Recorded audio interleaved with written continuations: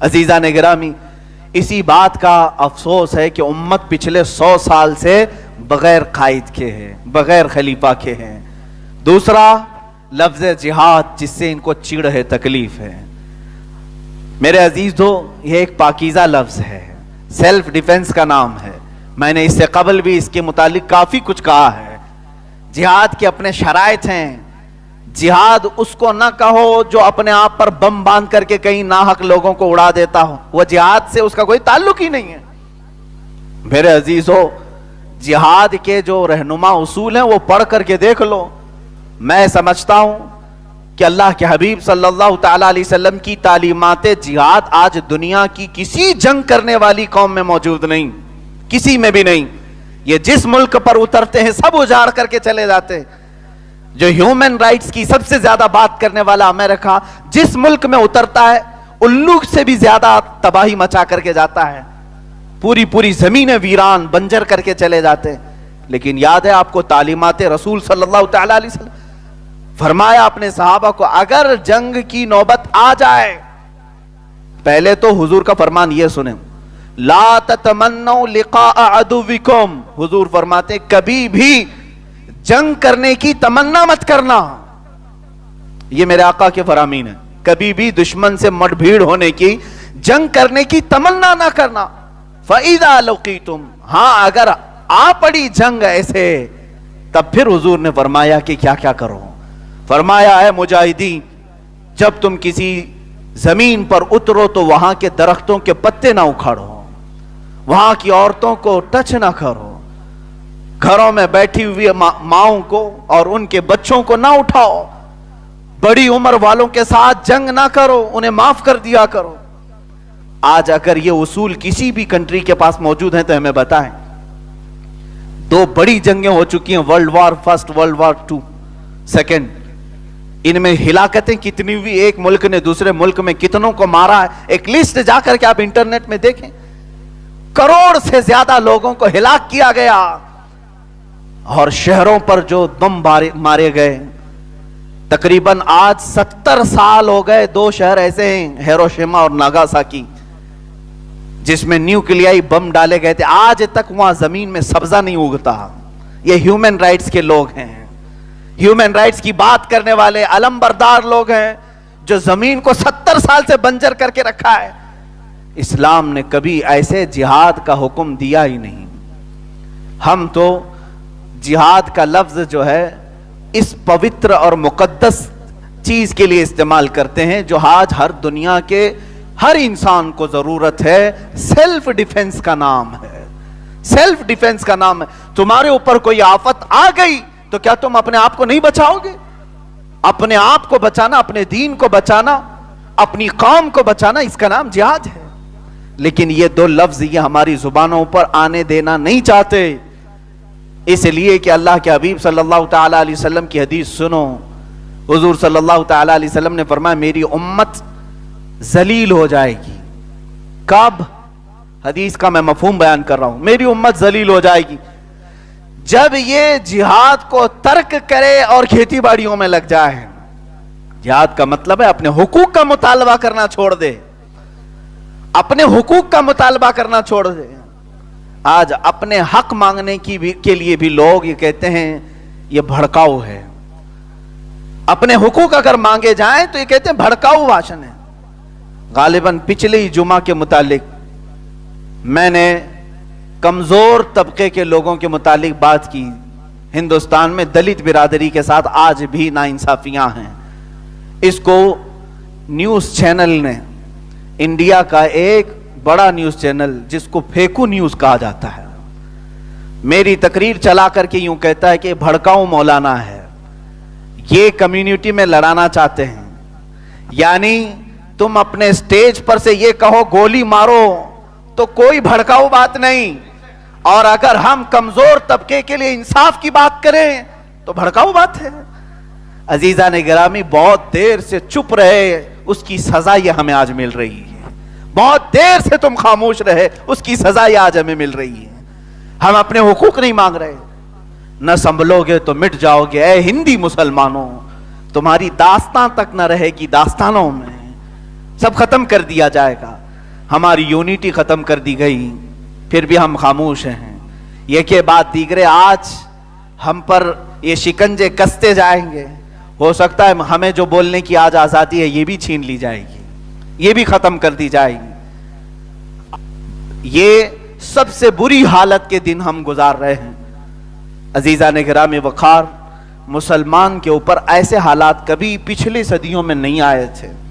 हम बात करते हैं सुल्तान सलाहुद्दीन अय्यूबी की, हम बात करते हैं उमर फारूक रज़ी अल्लाह ताला अन्हु की, लेकिन मेरे अजीज़ों, ऐ नौजवानों, नाम लेने से पहले उनके किरदार को भी पढ़ लिया करो, उनके किरदार को पढ़ लिया करो। बैतुल मुक़द्दस उस वक्त भी जब सलाहुद्दीन अय्यूबी की जवानी का ज़माना था, जवानी का ज़माना, बैतुल मुक़द्दस पर यहूद और नसारा ईसाइयों का ऐसा गलबा था कि उसको पामाल करके रखे हुए थे, पामाल किए हुए थे। हर जगह एक शोर था कि बैतुल मुक़द्दस क़िबला अव्वल ईसाइयों के कब्जे में है। सलाहुद्दीन अय्यूबी, एक वो नौजवान जो सिपाही, एक कारीगर को देखा, एक बढ़ई जो लकड़ी का मिंबर बना रहा था, बहुत खूबसूरत मिंबर बनाया। सलाहुद्दीन अय्यूबी ने उस मिंबर को ले लिया और कहा कि ये मिंबर मैं बैतुल मुक़द्दस में लगाऊंगा। जबकि बैतुल मुक़द्दस उस वक्त आज़ाद होने जैसी सिचुएशन थी भी नहीं, सब कटे हुए बटे हुए थे। लेकिन जब अज़्म मुसम्मम होता है, यकीन महकम होता है, अमल पैहम होता है, तब फिर अल्लाह रब्बुल इज़्ज़त हज़ारों रास्ते भी खोलता है। सलाहुद्दीन अय्यूबी ने ऐसी मेहनत की थी, कई सालों की उनकी मेहनत शाक़ा के बाद बैतुल मुक़द्दस के दरवाजे उनके लिए कुशादा हुए। उसी मिंबर को ला करके उन्होंने बैतुल मुक़द्दस में रखा और उस पर खुतबा भी दिया। अज़ीज़ान गिराम वक़ार, हम वो किरदार को पढ़े हैं, लेकिन आज हमारी आंखों के सामने सब लुटता हुआ दिख रहा है।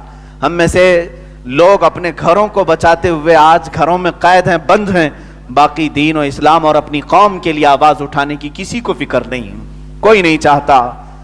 हाँ, आज भी बना मुसलमान हर पार्टी में लीडर हैं, लेकिन मैं उनको खलीफतुल मुस्लिमीन नहीं कहता, और ना ही वो उलुल अम्र हैं, इसलिए कि उनसे बेहतर तो वो लीडर हैं जो अपनी बिरादरी में आकर के वक्त तो गुजारते हैं, उनके मामलात को हल तो करते हैं। लेकिन हमारे साथ आज तक यही होता रहा कि हमारे वोटों से भी ऊपर आने वाले लोग, क़यादत में जिनको हमने पहुंचाया, वो दूसरों की गोद में जाकर बैठते हैं और फिर हमसे कहते हैं कि तुम लोग करीब मत आना, तुम्हारे आने से हमारा स्टेटस बिगड़ सकता है, हमारी इमेज खराब हो सकती है। और यहां हम चुप हैं, खामोश हैं। अजीज़ान गिरामी वक़ार, मैं अब आखिर में जो बोलना चाहता हूं वो ये है कि पूछना सीखो, बात करना सीखो। मैं इतना तो कर करके जाऊंगा इंशाअल्लाह। आज अगर मैं तन्हा बोलता हूं तो कल मौला 100 को बोलने वाला तैयार कर देगा। पूछना सीखो, फिर देखो इंशाअल्लाह अज़ीज़, अल्लाह तबारक व तआला हमेशा हक के साथ है। उसने कुरान में फरमाया, व कान हक्कन अलैना नस्रुल मुमिनीन। मौला फरमाते हैं, मैंने अपने ऊपर लाजिम कर लिया है कि ईमान वालों की ही मदद करूंगा। डरने की बात नहीं, मौला हमारे साथ है। आज हम जाएंगे, आज हम मारे जाएंगे, लेकिन हमारे से बेहतर लोगों को अल्लाह इस मैदान का गाजी बनाकर पैदा करेगा। आप देखें, मस्जिद नबवी शरीफ है, पूछने का हक किसी को नहीं है। इस्लाम में पूछने का हक नहीं था ना। खलीफतुल मुस्लिमीन उमर इब्न खत्ताब रज़ियल्लाहु ताला अन्हु, जिनकी फजीलत में मेरे आका फरमाते हैं, ये जिस रास्ते से गुजर जाए शैतान उस रास्ते पर नहीं आता, जिसके रौब और जलाल का ये आलम है। उस खलीफतुल मुस्लिमीन उमर इब्न खत्ताब रज़ियल्लाहु ताला अन्हु का हाल ये था कि लोग डर कर कांपते थे, वो कोड़ा अपने कंधे पर लेकर के ही घूमते थे। कहीं कोई हरामकारी करता हुआ दिखाई दे दिया तो फिर उसकी शामत आनी थी। ऐसे रौब और दबदबे वाले खलीफतुल मुस्लिमीन अगर मस्जिद नबवी में खुतबे के लिए खड़े हैं और पूछे सहाबा से कि है किसी को कोई सवाल, तो सहाबा यूं नहीं कि खामोश छुप करके बैठ जाएं कि ये वक्त का अजीम खलीफा है जिससे कैसर और किसरा कांपते हैं, ना पूछो, कुछ भी ना पूछो ना। सहाबा ने हमें मिजाज दिया। उसी मजमे में सहाबी रसूल हजरत सलमान फारसी खड़े होते हैं, पूछते हैं, अमीरुल मोमिनीन आपसे मेरा ये तीखा सवाल है। तीखा सवाल क्या है? کہ مال غنیمت میں جو کپڑے تقسیم ہوئے سارے صحابہ کو، آپ بھی اس جہاد میں تھے، سب کو برابر برابر کپڑا آیا، اور کسی کا بھی جبہ پورا نہیں بن رہا ہے، آپ کا جبہ پورا کیسے بن گیا؟ کیا آپ نے مال غنیمت میں سے اپنے لیے زیادہ کپڑا لے لیا؟ یہ پوچھنے کا حق بھی اسلام نے ہمیں دیا ہے۔ وقت کے خلیفہ اسلام کو صحابی رسول مجمع میں سے پوچھ رہے ہیں، اور حضرت عمر فاروق نے یہ نہیں کہا کہ اس کو باہر کر دو، نکال دو، یہ سوال کیسا کرتا ہے؟ آج پرائم منسٹر سے کوئی میڈیا والا پوچھ نہیں سکتا، ہاں پوچھے گا تو یہ پوچھے گا آپ آم کیسے کھاتے ہیں، باقی یہ نہیں پوچھے گا کہاں گئے پیسے، کہاں گیا کالا دھن، یہ نہ پوچھے، سارا سکرپٹڈ ہے۔ یہ ڈیموکریسی ہے جس میں ڈکٹیٹرشپ لائی گئی ہے، یہاں سوال کرنے کا حق نہیں۔ آپ ان سے نہ پوچھو، ان کے دشمنوں کو جتنا کھود کر کے پوچھو اتنا اچھا سمجھا جائے گا آپ کو، ان کو نہ پوچھو۔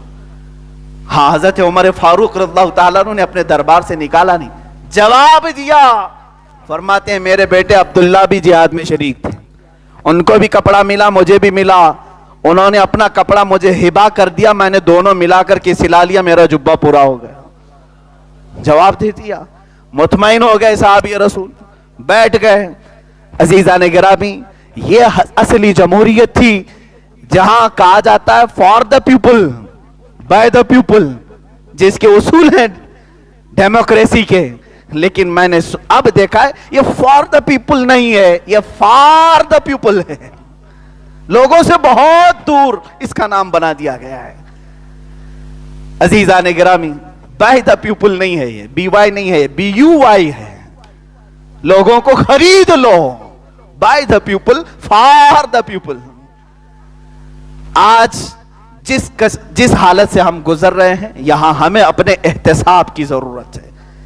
ہم اس مقدس جماعت سے وابستہ ہیں جن کو اللہ نے فرمایا کنتم خیر امت اخرجت للناس، تم کو میں نے سب سے بہترین امت بنایا ہے۔ سب سے بہترین امت کس لیے ہو؟ تأمرون بالمعروف وتنہون عن المنکر وتؤمنون باللہ، تم ہمیشہ حق کی بات کرتے ہو اور تم برائیوں سے روکتے ہو اور اللہ کو بغیر دیکھے مانتے ہو، اس لیے تم خیر امت ہو۔ آج ہم حق کی بات کریں گے انشاءاللہ العزیز، چاہے اس پر کسی کی ناراضگی ہو۔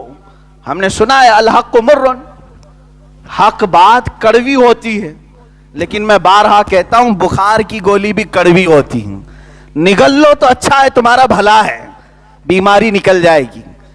آج میں ان تمام علماء سے بھی کہنا چاہتا ہوں جن کو اللہ تعالیٰ نے انعام میں منبر رسول عطا کیا ہے، تمہارے سے سوال کیا جائے گا قیامت کے دن۔ قرآن کہتا ہے وَإِذَا أَخَذَ اللَّهُ مِيثَاقَ الَّذِينَ أُوتُوا الْكِتَابَ لَتُبَيِّنُنَّهُ لِلنَّاسِ وَلَا تَكْتُمُونَهُ، اللہ نے ایک وعدہ لیا ہے علماء کی جماعت سے کہ جب تم جاؤ گے تو حق بیان کرو گے لوگوں کو اور کوئی بھی حق بات چھپاؤ گے نہیں۔ علماء سے اللہ نے یہ وعدہ لیا ہے، کب؟ ہماری روحوں سے وعدہ لیا ہے، جو عالم آج ہیں ان سے اللہ نے وعدہ لیا، اور اس وعدے پر جو عمل کرے گا آج وہ حق ضرور بولے گا، چاہے ظالم کی حکومت ہو۔